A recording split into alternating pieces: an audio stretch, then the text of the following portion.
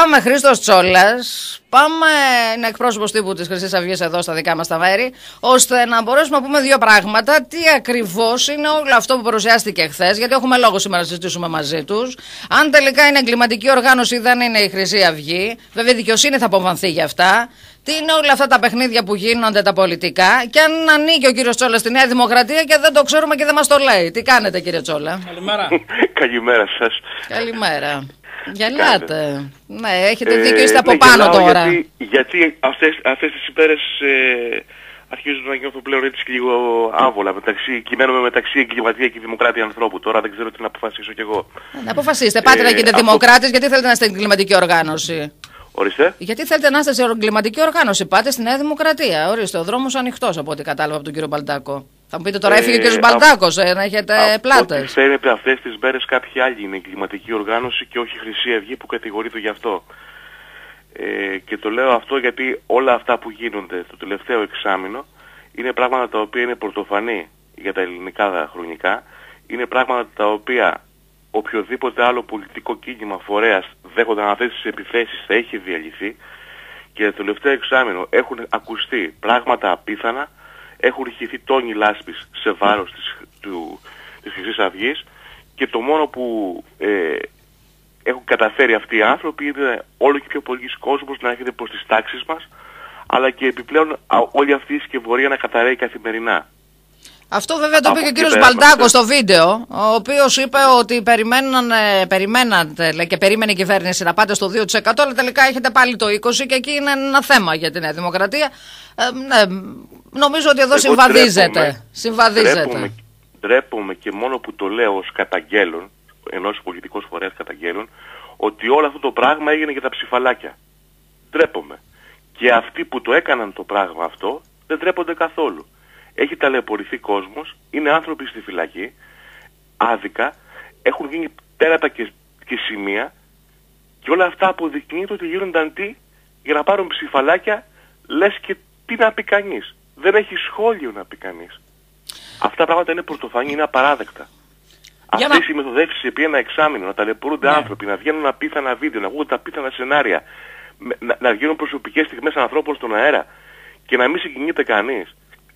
Και να έχετε για το πλέον επίσημο χιλέον του κυρίου Μπαλτάκου και να λέγεται, κοιτάξτε, αυτά γίνονται, λέει, επειδή έκοβε ψήφους, λέει, από τη Νέα Δημοκρατία. Είναι ντροπή αυτά τα πράγματα για το πολιτικό σκηνικό της χώρας. Αποτελούν ντροπή. Και φαίνεται τώρα και επικοινωνούν και σαν εγκληματική οργάνωση. Γιατί ξέρετε, τουλάχιστον η εγκληματική οργάνωση έχει και οι εγκληματίες γενικώς, υπάρχουν και εγκληματικές πολιτικές. Και αυτές οι πολιτικές είναι που εφαρμόζονται σήμερα. Αφού έχουν κατορθώσει να βυθίσουν ένα λαό στη φτώχεια και στην ανέχεια, σήμερα τι άλλο μας δείχνουνε? Μας δείχνουν ότι ό,τι κάνουν το κάνουν καθαρά για ψήφους. Δεν τους νοιάζει τίποτα.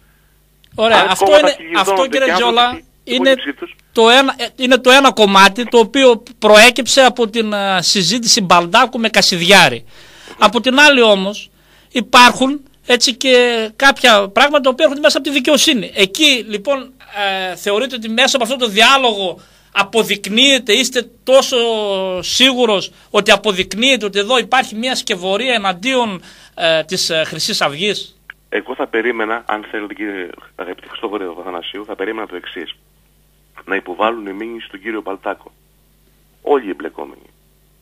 Και οι δικαστικοί που καταγγέλει και οι υπουργοί. Να τους υποβάλουν μήνυση. Ακούσαμε τον Υπουργό όμως που είπε επί προσωπικού ναι με θίγει, αλλά είναι μέχρι εκεί πολιτική, δεν τον θίγει ώστε να τον πάει στα δικαστήρια. Εγώ αυτό άκουσα το πρωί τον κύριο Αθανασίου να λέει. Συγγνώμη, δηλαδή τι άλλο πρέπει να πει δημόσια?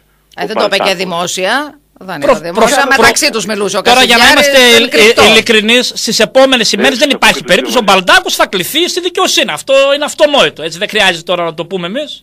Έχουν δει πολλά τα μάτια μας.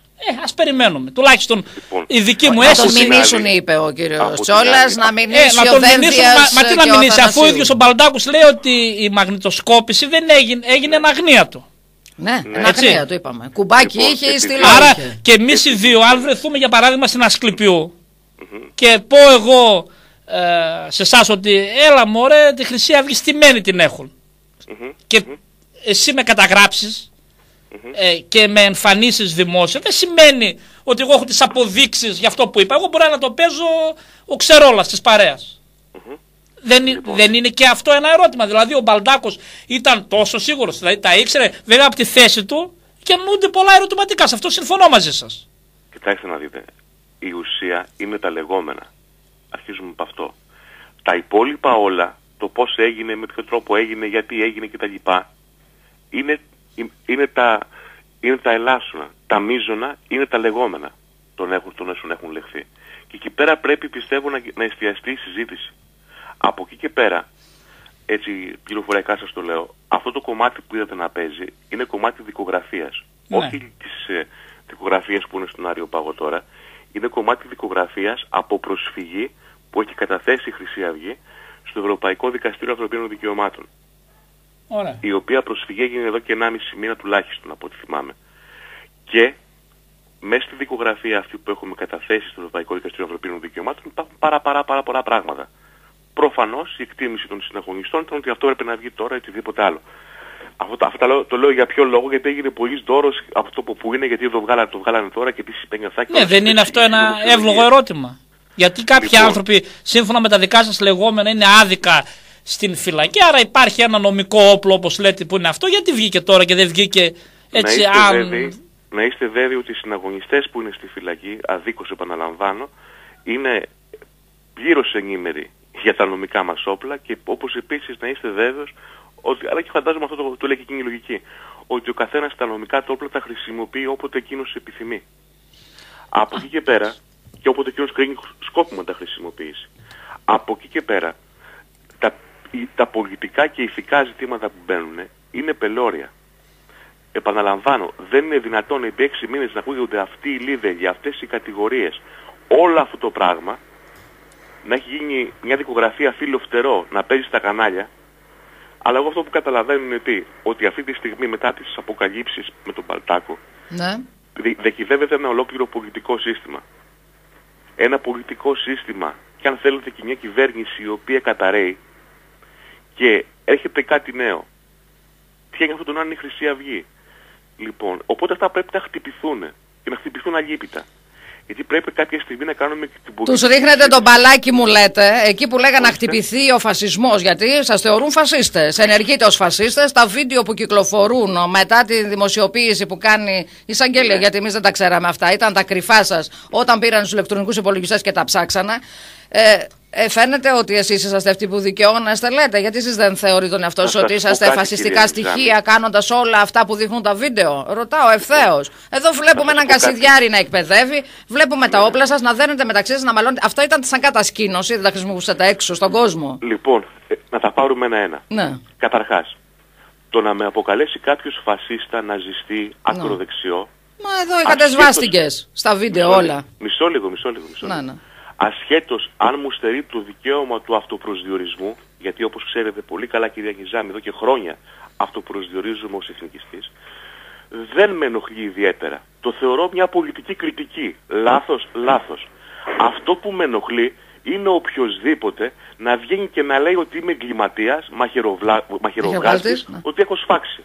Εντάξει, αυτό είναι άλλο. Αλλά όταν υπάρχουν όμως αποδείξεις, δεν μπορεί επειδή ανοίξει ένα κόμμα να τον αθώνουμε μόνο και μόνο επειδή ανοίξει ένα κόμμα. Κάποιος λοιπόν που σηκώνει χέρι και χτυπάει, προφανώς θα πρέπει να έχει και την ανάλογη αντιμετώπιση από τη δικαιοσύνη. Δεν αθώνεται επειδή από το ίδιο το κόμμα να τον απομονώνει.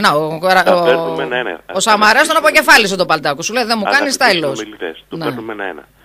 Στη συνέχεια πάμε τώρα στα περίφημα βίντεο με τα όπλα, τις κατασκηνώσεις κτλ. Αυτά τα άγρια πράγματα, τα οποία ο κόσμος, να σας πω την αλήθεια, όταν δεν τα βλέπε, γιατί πολλοί είπαν να σας απομονώσουμε, να μην βγαίνετε να μιλάτε. Όταν αρχίσετε να μιλάτε, να βλέπουμε τι ακριβώς κάνετε, ο κόσμος άρχισε να σας φοβάται. Γιατί, να σας πω την αλήθεια, εγώ κάτι άλλο σκέφτηκα και έκανα ένα συνειρμό. Όταν είδα την παρέλαση, γιατί πολλοί την κατηγορούν την παρέλαση, και είδα την εθνική παρέλαση 25η Μαρτίου και είδα τους Εύζωνες να περπατούν με τον ρυθμό που περπατούσαν και με το στιβαρό τους βάδισμα, αλλά και το χτύπημα στο πόδι, εγώ ανατρίχιασα με την έννοια την καλή. Δηλαδή, αισθάνθηκα ένα ρίγος, ένα σεβασμό σε αυτούς που έβλεπα. Όταν βλέπουμε όμως εσάς να περπατάτε και να προσπαθείτε να μυθείτε αυτόν τον βηματισμό σαν ομάδες με μαύρα μπλουζάκια, μαύρα παντελόνια και έτσι όπως βγαίνατε, με φοβίζατε, κύριε. Μα να σας το πω, κύριε Τσόλα, με φοβίζατε. Θέλατε να μας φοβήσετε ή να αισθανθούμε δέος όταν σας βλέπαμε? Εγώ δέος αισθάνθηκα όταν είδα τους Εύζωνες. Εσάς σας φοβάμαι, κύριε Τσόλα.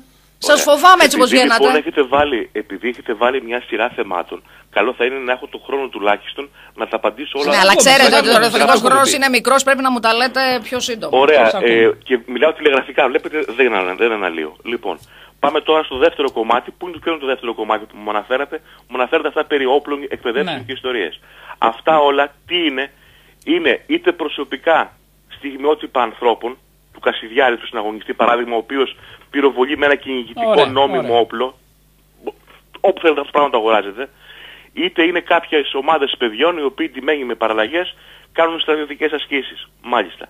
Όλα αυτά, αγαπητή κυρία Νιζάμη και κύριε Παπαθανασίου, είναι δημοσιευμένα από χρόνια τώρα στις ιστοσελίδες της Χρυσής Αυγής. Τι είναι? Κατασκηνώσεις νεολαίας του κινήματος, οι οποίες είναι ανακοινωμένα αυτά τα πράγματα όλα στο διαδίκτυο, έχουν δημοσιευθεί από εμάς τους ίδιους εδώ και χρόνια αυτές οι φωτογραφίες και κανείς δεν είχε πρόβλημα. Άρα λέτε τότε δεν ενοχλούσαν, τώρα ενοχλούν λέτε. Αυτά είναι αληθινά όπλα. Αυτά είναι αληθινά όπλα. Επειδή μιλάω πάντα πολιτικά, επιτρέψτε μου πάρα πολύ. Κοιτάξτε να δείτε. Ο κάθε πολιτικός σχηματισμός εκπέμπει και ένα αξιακό μήνυμα. Έχουμε από τη μια μεριά την νεολαία της ΔΑΠΗ, της ΠΑΣΠΗ, της Πασόκρατης Δημοκρατίας, που λένε κοιτάξτε να δείτε παιδιά, στα μέγια και στους φίλους τους, πάμε στη Μύκονο, πάμε στη Βάολα, πάμε στα Μπουζούκια. Αυτό είναι ένα αξιακό μήνυμα που εκπέμπει ένας πολιτικός μηχανισμός. Ο δικός μας αξιακός μηχανισμός, ιδεολογικός μηχανισμός, λέει τι? Λες ένα παιδί της πόλης, έλα πάμε στο βουνό να δεις τη φύση, να κάνεις πορεία. Και στο βουνό, συμπαθάτε δεν θα πας με κουστούμι. Καλά, συγγνώμη, θα πάω στο βουνό να πάρω και το όπλο μαζί, θα γίνω κυνηγός. Ακούστε παρακαλώ πάρα πολύ λίγο. Εάν κάποιος διαφωνεί με αυτό όλο το αισθητικά, ιδεολογικά, πολιτικά, το ακούω. Αυτό όμως θα το κρίνει ο ελληνικός λαός. Δεν το κρίνει η δικαιοσύνη. Ναι, κύριε Τζολά, ένα λεπτό τώρα. Όλα καλά και η φύση και τα χαμομήλια και ξέρω εγώ και τα πορτοκάλια. Το όπλο, πού κολλάει? Ποιο όπλο, αγαπητέ? Μα εδώ βλέπουμε φωτογραφίες με όπλα. Έχει ο Κασιδιάρη που πυροβολάει τις πινακίδες. Όσες φωτογραφίες έχει με όπλα δεν έχει με τα μοντέλα που κυκλοφορεί στην Αθήνα.